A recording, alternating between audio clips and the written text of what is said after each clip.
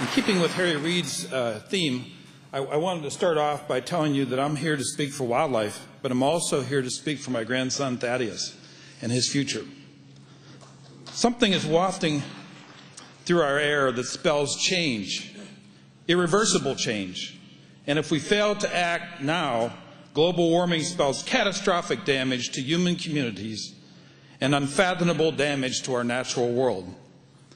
National Wildlife Federation recently completed a study of America's hunters and anglers. There's some 40 million people who enjoy the outdoors through hunting and fishing. And we found that 76% of those people surveyed report seeing global warming changes in their world. Most know that global warming is happening because they see it in their communities, in their outdoor places, with less winter, hotter summers, more intense storms, persistent droughts, forests and grasslands, fires, melting ice tops of mountains, and wildlife losses. Few Americans and even fewer political leaders fully comprehend that we have little time to act before we lose control. That is, until the planet hits a tipping point where so much ice has melted that permafrost gives up its stored carbon, that dead and dying forests across the planet become carbon sources rather than carbon sinks, that large ice masses in Greenland and Antarctica give way. Several potential tipping points collectively can trigger untamable, runaway global warming. The Arctic has already lost 40% of its ice by volume, 20% by surface area, drastically increasing the amount of energy that's absorbed in our north. The Arctic region has already warmed up 5 degrees on average. Greenland and Antarctica combined annually dump more than 90 cubic miles of fresh water into the oceans each year. Greenland's glaciers are sliding and calving at twice as fast as they were 5 years ago. A sudden mass failure of ice in Greenland is more probable today than a decade ago. Several Rhode Island-sized ice sheets have already slipped away from Antarctica. Russian scientists, calling out like a voice in the wilderness, warn that there's some 70 to 80 billion tons of methane and other carbon compounds stored underneath the ice of the permafrost in Siberia. They're afraid, based on their science, that this ice will begin to leak and give off its gases. All over the world, insects are killing millions of acres of forest because they no longer freeze in winter times. Leading climate scientists have recently issued a warning telling us that we have less than 10 years to cap and curb carbon emissions before we see dire consequence. Dr. James Hansen of NOAA has been studying the issue for decades, and based on the latest data that he has examined, Hansen has warned if we do not get a grip on the threat, we will create a fundamentally, and these are his words, different planet. I don't know about you, but I don't want a different planet. Little wonder humans have put nearly 1 trillion tons of carbon dioxide into the biosphere during the past 150 years. We're now conducting a massive planetary experiment outside the range of human experience or competence, as we've raised the carbon dioxide levels by over 36% in our atmosphere. For many years, I called this the greatest story never told because the issue got little media attention. And what it did get was muddled by ExxonMobil. Rising seas, melting polar and mountaintop ice, strange weather all over the planet are finally grabbing the attention of the media and the American public as Earth's climate is changing much faster than earlier predicted. I'm reminded of a Hebrew story, an ancient Hebrew story about Balaam and his ass. You may remember the story. As the story goes, Balaam ignored God and set off on a path that was the wrong course, leading to a very dangerous place. His ass, sensing the impending danger that set before them, tried to warn Balaam.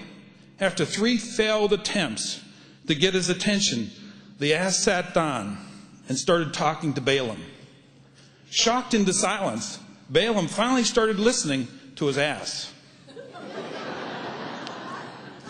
To fully appreciate this ancient story, we must understand that in Balaam's time, Talking asses were very rare.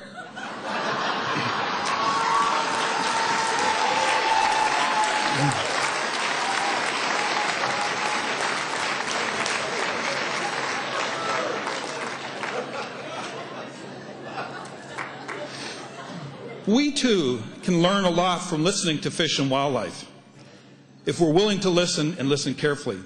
They're important biological indicators of our stewardship performance.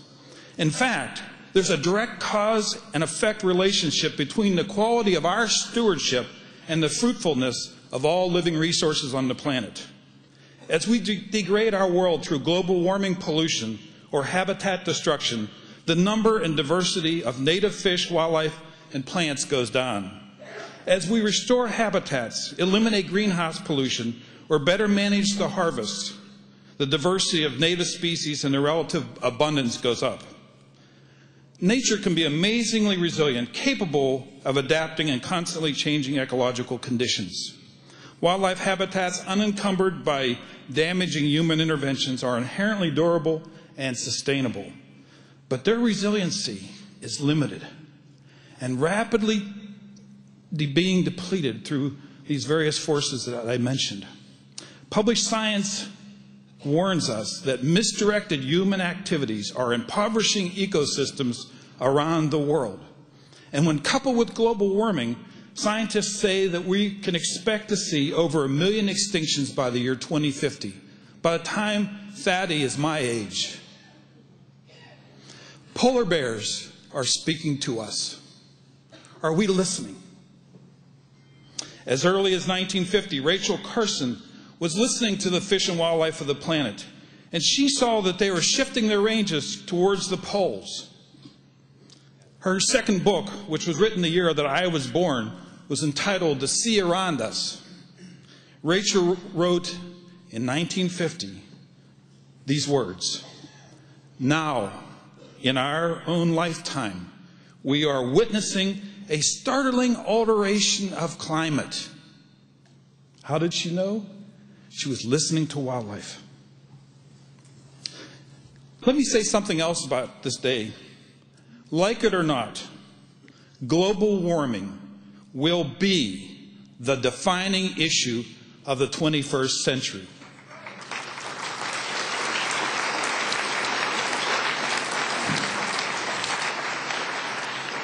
Also understand this, that in this baseball game, nature bats last.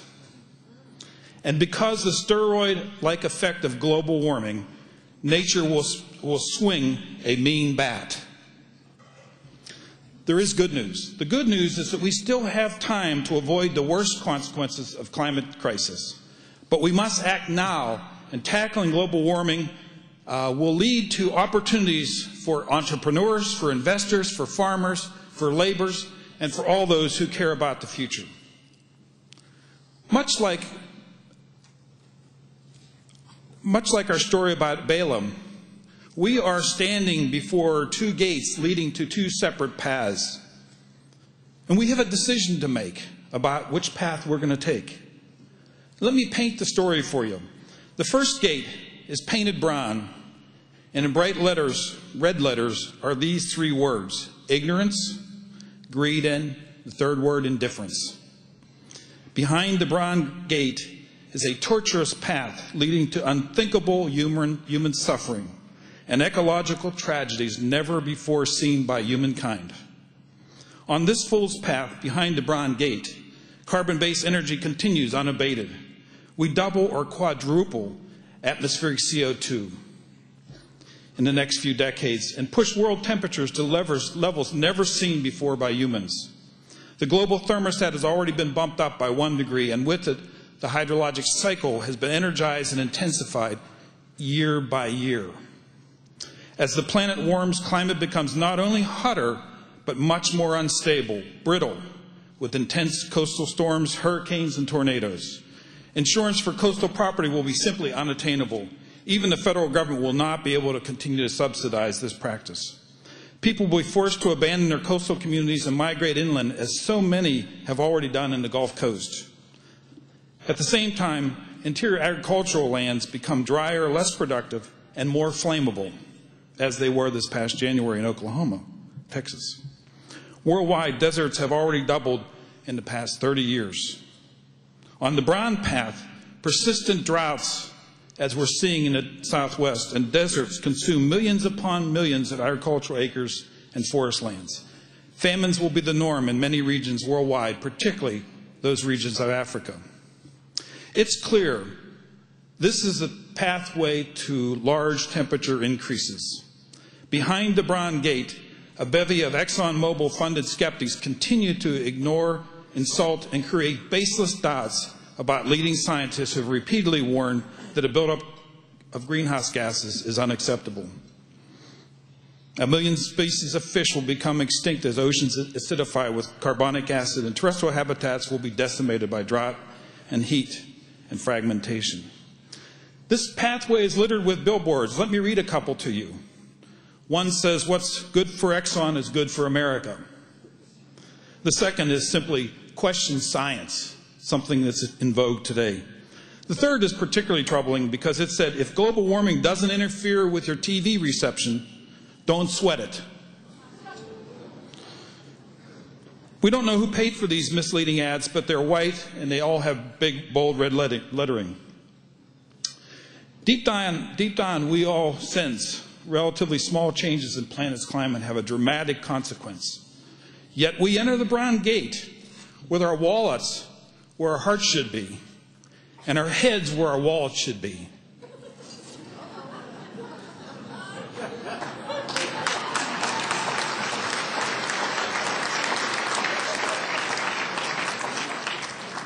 Let me tell you about the second gate.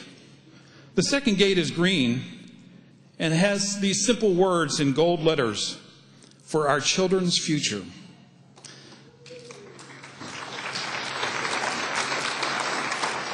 Behind that doorway is a pathway leading to thoughtful programs like the Apollo Project, and I want to compliment you, my brother, for the good work that you and all of the people who are part of this gathering. There's also another program, 25 by 25, getting 25% of our energy from agricultural sources by the year 2025. The 2030 Project, endorsed by the American Institute of Architecture and more recently by the Conference of Mayors, to make our buildings, which consume about 40% of the total energy in America, carbon neutral by the year 2030. Now that's a goal I can live with. The third thoughtful program is technology forcing industry transforming auto fuel efficiency standards that apply to all classes of vehicles, including those Hummers that we've talked about. New source performance standards that cut carbon emissions by 80%. Cap and trade programs that internalize the real cost of carbon pollution for existing emissions. Tax reform codes that spawn greater human ingenuity by providing needed private capital to foster energy innovation, efficiency, and conservation. Collectively, these actions could annually cut carbon dioxide emissions by 2% of our current emissions for each of the next 40 years to meet the goals in the most supported documents that the scientists have put together on this subject. With the stark contrast presented by these two alternative pathways, even Balaam's ass could see the right path. A scientist by the name of Svante Arrhenius published this clear warning, and I'd like to read it to you. "We are evaporating our coal mines into the air, adding so much carbon dioxide into the air as to change the transparency of the atmosphere. With each passing year, air must be trapping more and more infrared rays and more Earth light. Eventually, this change might very well heat the planet to heights outside all human experience." The reason why I read that quote to you is that it was written some time ago. You see, Arrhenius published this warning in the Philosophical Magazine in April 1896.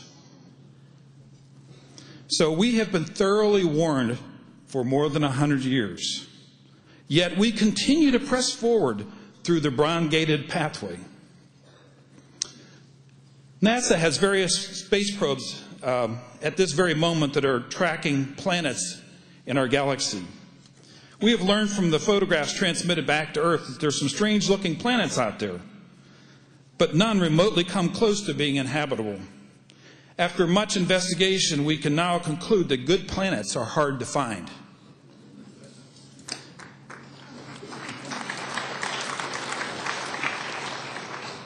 Caring for the planet, as Al Gore has talked about so eloquently, is not a left or right issue. It's an issue of right and wrong.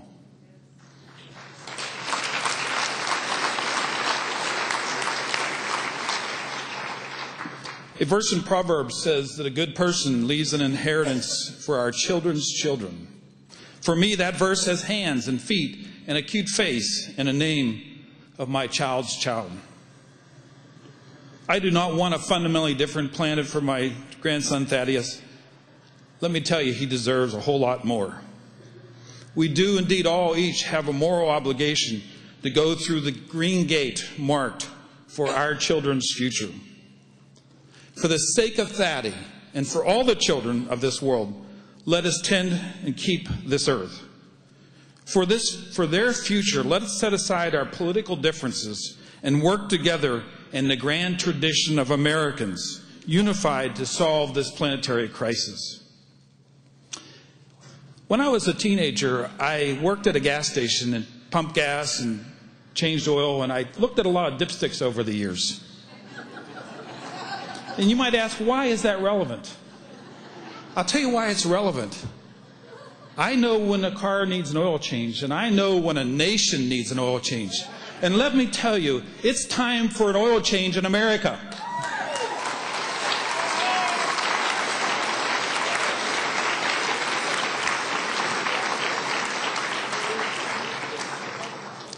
And I have to tell you something else. I sense an upwelling of people in America who understand that and who want to deal with global warming, who want to stop this ridiculous energy policy we have in this country. I was out west and they were talking about how we exempted the oil well drillers from safe drinking water standards and from Clean Water Act on runoff. What are we doing to ourselves? We can work together to change this. We must work together to change this. Working together for the sake of our children, we can stop global warming. It's time to come together as Americans for this great and terrible cause. Thank you.